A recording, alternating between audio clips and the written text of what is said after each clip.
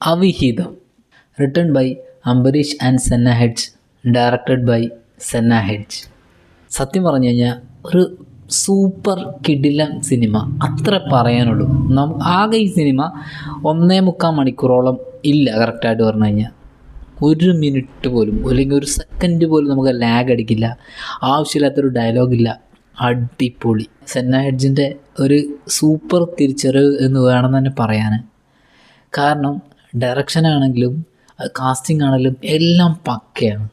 കഥയിലേക്ക് പോവുകയാണെങ്കിൽ നമ്മുടെ മറിമായ ഉണ്ണിയും രഞ്ജിയും ആ നാട്ടിലെ ഒരു അവിഹിതം കണ്ടെത്തുന്നു.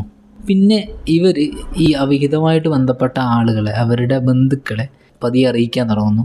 പിന്നീട് അവിടെ നടന്ന കാര്യങ്ങളാണ് കാണിച്ചുകൊണ്ടിരിക്കുന്നത്.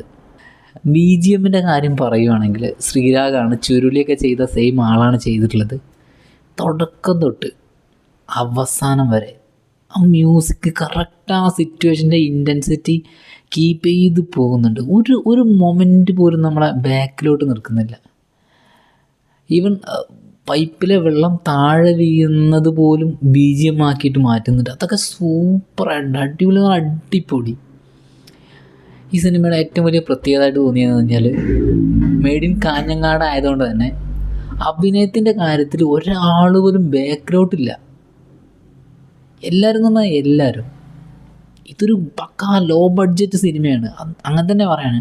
പക്ഷെ അതിൻ്റെ ഒരു കാര്യം പോലും, അതിൻ്റെ ഒരു ന്യൂനത പോലും ഇല്ല. അത്രയും പെർഫെക്റ്റ് ആയിട്ടാണ് ചെയ്തിട്ടുള്ളത്. ഈ സിനിമയിൽ വന്നവരും പോയവരും തല കാണിച്ചവരും എല്ലാം അടിപൊളിയായിട്ട് അഭിനയിച്ചിട്ടുള്ളത്. എങ്ങനെയാണ് ഇങ്ങേർക്ക് ഇത്രയും കഴിവുള്ള ആക്ടേഴ്സിനെ കിട്ടുന്നത് എനിക്ക് മനസ്സിലാവാത്തത്. അതായത് ജൂനിയർ ആർട്ടിസ്റ്റ് ആണെങ്കിൽ പോലും പക്കയായിട്ടാണ് അഭിനയിച്ചിട്ടുള്ളത്. ഒരാളും ബാക്കിലേക്കില്ല. ആ സിനിമയിൽ അമ്മയായിട്ട് അഭിനയിച്ചൊരു സ്ത്രീയുണ്ട്, അവരുടെ പേരൊന്നും എനിക്കറിയില്ല. പക്ഷേ ക്ലൈമാക്സിലൊക്കെ അവർ അവരാണ് സ്കോറിങ്. ഇത് ശരിക്ക് സ്ത്രീകൾക്കുള്ള സിനിമയാണ്. സത്യം പറഞ്ഞു കഴിഞ്ഞാൽ സ്ത്രീകൾ കാണേണ്ട സിനിമയാണ്. നിർബന്ധമായിട്ടും കണ്ടേ പറ്റൂ. കാരണം നിങ്ങളായിട്ട് ബന്ധപ്പെട്ട കാര്യങ്ങളാണ് നടക്കുന്നത്.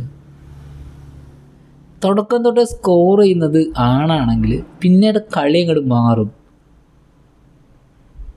അതാ ഞാൻ പറഞ്ഞത്, സ്ക്രിപ്റ്റിലെ മായാജാലം കറക്റ്റ് കെട്ടുറപ്പുള്ള സ്ക്രിപ്റ്റാണ് ഈ സിനിമയുടെ ഏറ്റവും വലിയ വിജയം എന്ന് പറയുന്നത്. കോമഡിയുടെ കാര്യമാണെങ്കിലോ തുടക്കം തൊട്ട് അവസാനം വരെ സിറ്റുവേഷണൽ കോമഡി മാത്രം, വിഷ്വൽ സ്റ്റോറി ടെല്ലിങ്, അതും കോമാങ്ങ പോലത്തെ ചളി കോമഡിയൊന്നും ഇല്ല. അതൊക്കെ എന്നോ ഒഴിവാക്കിയവർ. ഇതാണ് സിനിമ. ഇതൊക്കെ കണ്ടുപഠിക്കണം. ഇതാണ് ശരിക്കുള്ള സിനിമ. കാശ് കൊടുത്ത് ടിക്കറ്റ് എടുത്തു കഴിഞ്ഞാൽ നിങ്ങൾക്ക് ഈ പടം കണ്ടു കഴിഞ്ഞാൽ 150% നിങ്ങൾക്കത് മുതലാവും. അമ്മാതിരി ഒരു പടം.